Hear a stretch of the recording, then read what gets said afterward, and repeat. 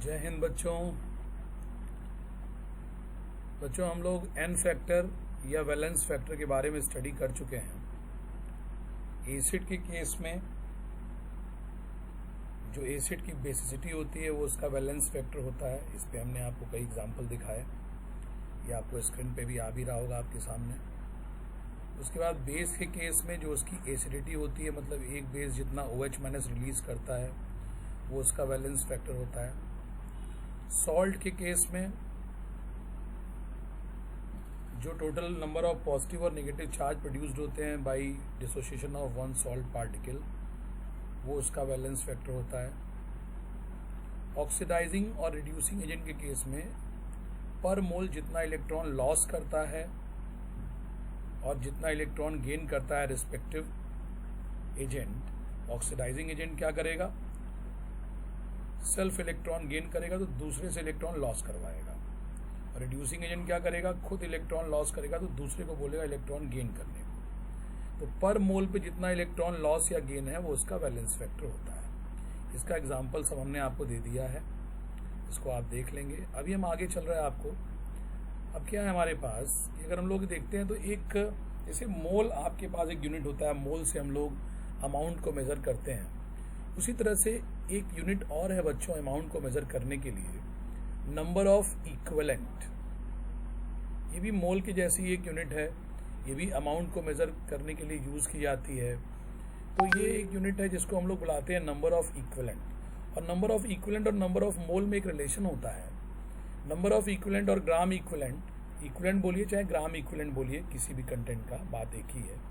Number of equivalent और gram equivalent equal to number of mole into valence factor और n factor. ये एक important relation है, जिससे कि मोल और एन फैक्टर अगर आपको पता हो तो आप कितना इक्विवेलेंट आएगा ये आप निकाल लेंगे। फॉर एग्जांपल अगर हम लोग H2SO4 लेते हैं, H2SO4 का वैलेंस फैक्टर अगर आपको याद हो बच्चों, H2SO4 का वैलेंस फैक्टर अगर आप देखें पीछे की शीट में, अगर मैं आपके सामने लाता हूं H2SO4 का वैलेंस फैक्टर, तो H2SO4 का वैलेंस फैक्टर जो है वो 2 है, डाई बेसिक एसिड होता है और ये 2 इसका वैलेंस फैक्टर है।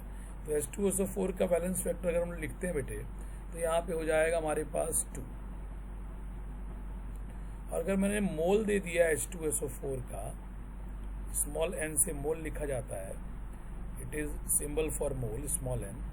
अगर मैंने दे दिया 10 मोल H2SO4 और फिर मैं आपसे कहता हूं कि इसका इक्विवेलेंट फाइंड आउट कीजिए। If 10 mole H2SO4 given of valence factor 2, तो इक्विवेलेंट ऑफ H2SO4 कितना दिया है आपको। तो number of equivalent of H2SO4 आपको कितना दिया है बेटा, आप ऊपर का फॉर्मूला लगाएंगे, क्या लिखेंगे, mole of H2SO4 multiplied with valence factor या कह सकते हैं एन फैक्टर ऑफ H2SO4। तो कितना हो जाएगा, मोल दिया आपको H2SO4 का 10 और वैलेंस फैक्टर दिया कितना 2, तो ये हो जाएगा आपको 20 इक्विवेलेंट या 20 ग्राम इक्विवेलेंट ऑफ H2SO4। अगर H2SO4 का 10 मोल दिया है तो उसमें उसके ग्राम इक्विवेलेंट कितने होंगे, 20। Simple calculation. इसी प्रकार से अगर मैं आपको देता हूं दूसरा एक बेस दे देता हूं NaOH, तो NaOH का वैलेंस फैक्टर हो जाता है बच्चों, वैलेंस फैक्टर की जानकारी आपको होनी चाहिए, वैलेंस फैक्टर 1 है। और अगर इसका मोल मैंने आपको दे दिया NaCl का 20 मोल, तो आपसे पूछता हूं बताइए इसका इक्विवेलेंट बताइए। तो number of equivalent of NaOH कितना होगा भाई, अगेन ऊपर वाला फॉर्मूला लगाएंगे हम लोग, क्या फॉर्मूला है, number of mole into valence factor. तो number of mole of NaOH कितना है बच्चों, कितना लिया है यहाँ पे, तो 20। वैलेंस फैक्टर कितना होता है, तो 1 NaOH के लिए, तो इसका मोल भी आ गया कितना 20, सॉरी नंबर ऑफ इक्विवेलेंट आ गया 20। अगर 20 मोल NaOH है इट मीन्स इसका इक्विवेलेंट भी 20 ही होगा। तो इस प्रकार से अगर मोल आपको पता हो तो आप स्पीशीज गिवन का इक्विवेलेंट निकाल लेते हैं। ये इक्विवेलेंट एक तरह से कहिए अमाउंट मेजर करने का एक यूनिट है। जैसे मोल होता है वैसे ही इक्विवेलेंट होता है।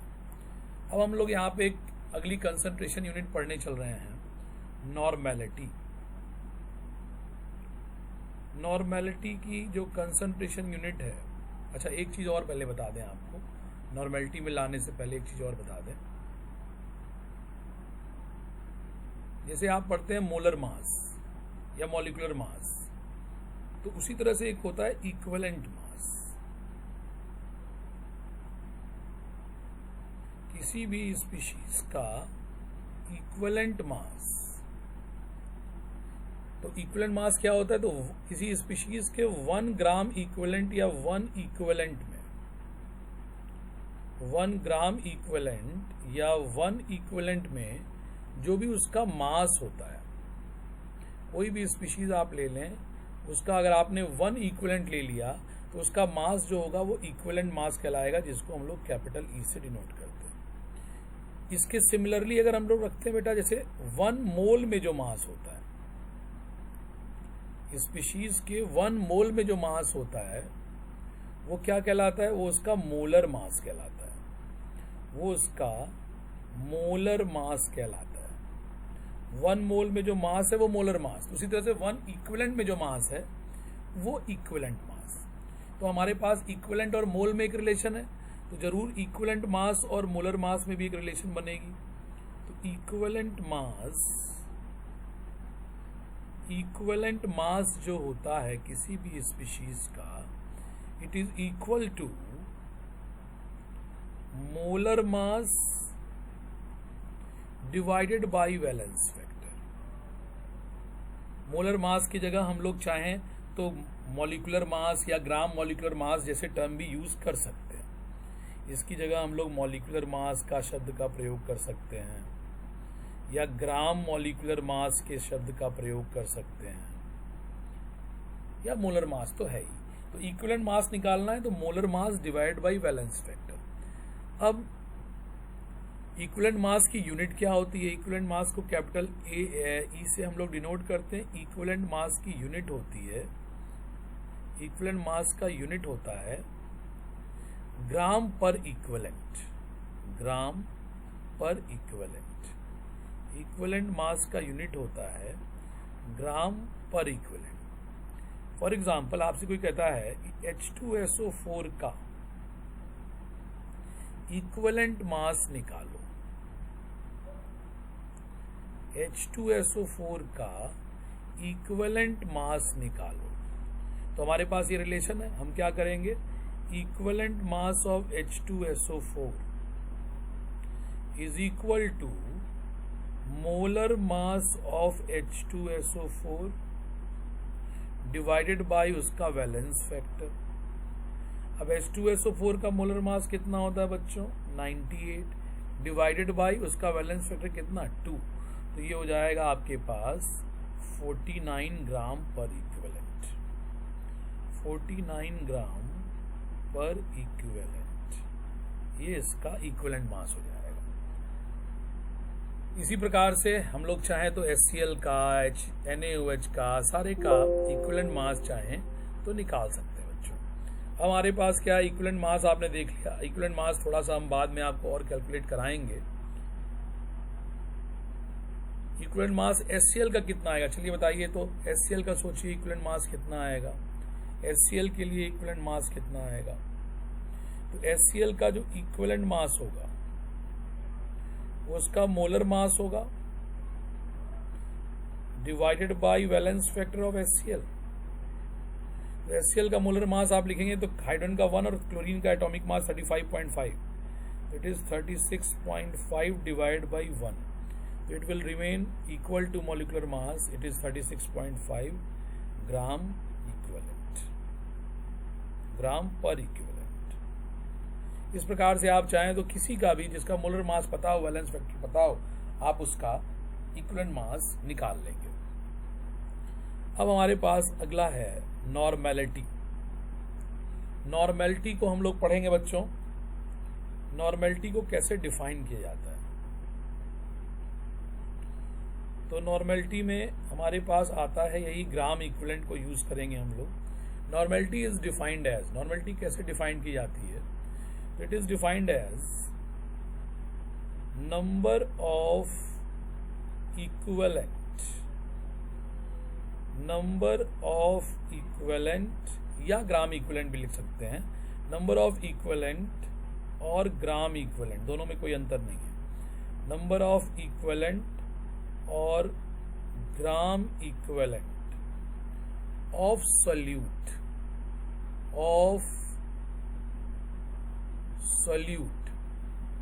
dissolved in 1 liter of solution, dissolved in 1 liter of solution। तो नॉर्मेलिटी की डिफिनीशन है नंबर ऑफ इक्विवेलेंट और gram equivalent of solute dissolved in 1 litre of solution. अच्छा भाई, तो नॉर्मेलिटी का फॉर्मूला क्या निकलेगा? तो नॉर्मेलिटी का फॉर्मूला क्या हो जाएगा? इसी डिफिनीशन के अकॉर्डिंग अगर लेके चलें हम लोग, तो नॉर्मेलिटी का फॉर्मूला हो जाएगा क्या? तो नंबर ऑफ इक्विवेलेंट या ग्राम इक्विवेलेंट लिख सकते हैं, number of equivalent of solute divided by volume of solution in litre. Number of equivalent of solute divide by volume of solution in litre, ये फॉर्मूला नंबर 1 हो जाएगा। अब यहां से अगर आप चाहते हैं तो इसका यूनिट भी निकाल सकते हैं। यूनिट क्या हो जाएगा? यूनिट हो जाएगा, ऊपर अगर रखें आप तो इक्विवेलेंट या ग्राम इक्विवेलेंट, ग्राम इक्विवेलेंट और इक्विवेलेंट पर लीटर, ग्राम इक्विवेलेंट और इक्विवेलेंट पर लीटर। ये क्या हो गया बच्चों? ये यूनिट हो गया किसका? यूनिट किसका हो गया बेटे? तो ये यूनिट हो गया नॉर्मेलिटी का, नंबर ऑफ ग्राम इक्विवेलेंट और नंबर ऑफ इक्विवेलेंट पर लीटर। एक और यूनिट होती है नॉर्मल, जिसको हम लोग कैपिटल एन से लिख लेते हैं। तो ग्राम इक्विवेलेंट पर लीटर या नॉर्मल इसकी यूनिट में आती है। अच्छा, एक चीज अगर आपने देखा तो आपने पीछे लिखा हुआ है, ये हम लोगों ने लिखा है कि नंबर ऑफ इक्विवेलेंट जो होता है, नंबर ऑफ इक्विवेलेंट जो होता है वो मोल से कैसे रिलेटेड है? क्या हम लोग ये रिलेशन लिखे हैं? नंबर ऑफ इक्विवेलेंट और नंबर ऑफ मोल में रिलेशन लिखे हैं? बिल्कुल लिखे हैं। ये देखिए, number of equivalent is equal to number of mole into valence factor. तो इसको हम यहां रख देते हैं बेटा, number of equivalent is equal to number of mole into valence factor. तो अगर आप देखिए यहाँ पे, तो आपको ये वाले इक्वेशन 1 में, इन इक्वेशन 1 अगर हम लोग देखें तो हम क्या लिख सकते हैं? Normality is equal to equivalent की जगह क्या लिखेंगे? Number of mole of solute, number of mole of solute into valence factor. Valence factor किसका? ऑब्वियस है, सॉल्यूट का। Valence factor of solute divided by volume of solution in litre, volume of solution in litre. तो बच्चों, number of, अगर इतने को अगर हम लोग केवल अलग कर लें, इतने पार्ट को, इक्वेशन नंबर 1 में हमने नंबर ऑफ इक्विवेलेंट पुटअप करके ये निकाला, और ये पार्ट अगर आप देखिए तो ये पार्ट आपको याद आ रहा होगा, number of mole of solute divide by volume of solution litre, it is molarity. ये मोलैरिटी ही तो है, इसकी जगह आप मोलैरिटी लिख सकते हैं ना। तो आपके पास हो गया बेटे, नॉर्मेलिटी इज इक्वल टू, किसी भी सॉल्यूशन की नॉर्मेलिटी निकालनी है तो वो क्या हो जाएगा? Molarity of solution, normality is equal to molarity into valence factor of solute. Normality जो है वो सॉल्यूशन की निकलेगी मोलरिटी भी ऑब्वियस सॉल्यूशन की होती है, तो normality is equal to molarity into valence factor of solute. ये हमारे पास दूसरा रिलेशन निकाल गया। तो नॉर्मेलिटी का हमने एक इंडिविजुअल रिलेशन निकाला नंबर 1, और एक ये मोलरिटी के साथ उसको रिलेट करके आपको दिखा दिया। ये भी आपके स्क्रीन पे दोनों आ रहा है एक साथ, नंबर 1 नंबर 2। ये दोनों ही बहुत महत्वपूर्ण रिलेशन है। इनको हम लोग चाहें तो दोनों को ही हम लोग अंडर बॉक्स कर लेते हैं। इसको भी अंडर बॉक्स कर लिया और इसको भी अंडर बॉक्स कर लिया। तो नॉर्मेलिटी और मोलरिटी की रिलेशन आपके पास बहुत महत्वपूर्ण एक है, ये आपको याद रखना चाहिए, नॉर्मेलिटी और मोलरिटी की रिलेशन। अब आप चाहें तो एक और फॉर्मूला यहाँ डिराइव करते हैं बेटे। नंबर ऑफ इक्विवेलेंट का एक और फॉर्मूला होता है। नंबर ऑफ इक्विवेलेंट का एक और फॉर्मूला है। एक तो मोल से है और दूसरा नंबर ऑफ इक्विवेलेंट निकालने का फॉर्मूला है mass in gram divided by molar mass, sorry equivalent mass, equivalent है ना, डिवाइड बाय इक्विवेलेंट मास। ये एक फॉर्मूला होता है नंबर ऑफ इक्विवेलेंट निकालने का। और वॉल्यूम इन लीटर का फॉर्मूला हम लोग को पता ही है। वॉल्यूम ऑफ लीटर और वॉल्यूम ऑफ ml का रिलेशन पता ही है कि volume of litre is equal to volume ml divide by 1000। तो ये दोनों अगर हम इक्वेशन 1 रखते हैं, इन 1 में अगर हम इसको रखते हैं, 1 क्या है तो 1 आपके पास फिर से मैं दिखा दूं, यही 1 इक्वेशन, नंबर ऑफ इक्विवेलेंट या gram equivalent of solute divide by volume of solution litre. तो अगर हम ये दोनों यहाँ पे रखते हैं बच्चों, नंबर ऑफ इक्विवेलेंट की जगह ये रखना है, वॉल्यूम इन लीटर की जगह वॉल्यूम इन ml 5000 रखना है। तो नॉर्मेलिटी का एक और फॉर्मूला आता है, normality is equal to number of equivalent की जगह पे क्या आएगा, सॉल्यूट ऊपर है तो mass of solute in gram divided by mass of solute in gram divided by equivalent mass of solute, equivalent mass of solute into नीचे रहेगा वॉल्यूम सॉल्यूशन इन ml और ऊपर आ जाएगा 1000। तो ये नॉर्मेलिटी का एक और फॉर्मूला आ गया जिसमें मास और इक्विवेलेंट मास को रिलेट करके बताया गया है। तो इसको हम लोग फॉर्मूला नंबर 3 कह लेंगे। तो नॉर्मेलिटी के प्रमुख रूप से बेटे ये 3 फॉर्मूले हैं, 1 2 3, ये आपके स्क्रीन पे तीनों फॉर्मूले आ रहे हैं। ये नॉर्मेलिटी का पूरा कंटेंट, नॉर्मेलिटी की डिफिनीशन वगैरह सब कुछ इसमें आपको मेंशन है। अब क्या है, एक बड़ा पॉपुलर क्वेश्चन रहता है बच्चों कि सॉल्यूशन का नॉर्मेलिटी देके मोलरिटी पूछें या मोलरिटी देके नॉर्मेलिटी पूछें। तो हमारे पास एक रिलेशन है नॉर्मेलिटी और मोलरिटी में। नॉर्मेलिटी अगर मैं कैपिटल N से लिखूं, मोलरिटी कैपिटल M से, तो वैलेंस फैक्टर को मल्टीप्लाई कर दीजिए मोलरिटी में। तो ये नॉर्मेलिटी और मोलरिटी का रिलेशन है। वैलेंस फैक्टर की मिनिमम वैल्यू, वैलेंस फैक्टर या तो 1 के बराबर है या तो 1 से बड़ा है। तो वैलेंस फैक्टर चूंकि बहुत होगा तो 1 के बराबर या तो हमेशा 1 से बड़ा होगा। तो नॉर्मेलिटी बहुत होगी तो मोलरिटी के बराबर होगी या तो हमेशा मोलरिटी से बड़ी होगी। तो ये चीज आप एक याद रखिएगा, किसी भी सॉल्यूशन के लिए उसकी नॉर्मेलिटी मोलरिटी के या तो बराबर हो सकती है या तो बड़ी ही होगी। ऐसा कभी नहीं होगा कि नॉर्मेलिटी मोलरिटी से छोटी हो जाए।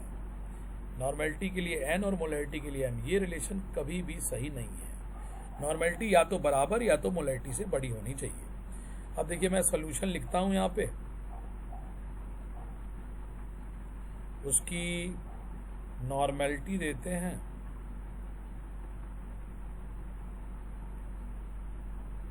और मोलरिटी पूछेंगे, या मोलरिटी देंगे तो नॉर्मेलिटी पूछेंगे। जैसे मैंने लिया HCl, HCl का 2 नॉर्मल सॉल्यूशन, 2 नॉर्मल सॉल्यूशन दिया, मोलरिटी निकालनी है। तो फॉर्मूला आपके पास ये पहला वाला है, तो नॉर्मेलिटी की जगह आपने HCl के नॉर्मेलिटी के फॉर्मूला भी यहाँ लगाते चलते हैं।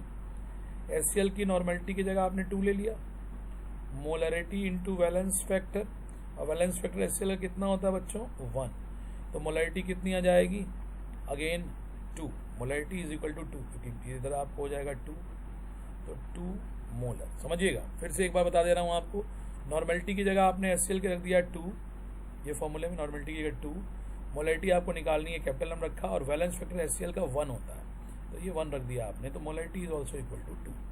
सिमिलरली अगर आपके पास HNO3 है,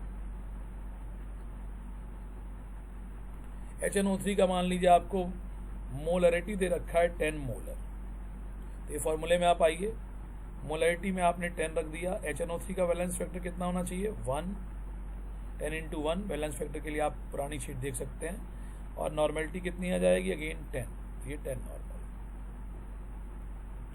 फिर आपको देते हैं हम H2SO4,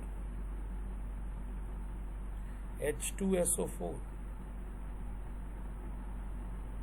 मान लीजिए नॉर्मेलिटी दे दिया आपको 12 नॉर्मल, अब मोलरिटी निकालनी है, तो नॉर्मेलिटी की जगह मैंने दिया 12, मोलरिटी आपको निकालनी है, वैलेंस फैक्टर कितना होता है 2, तो मोलरिटी कितना आ जाएगा बच्चों 12/2 मतलब 6 मोलर।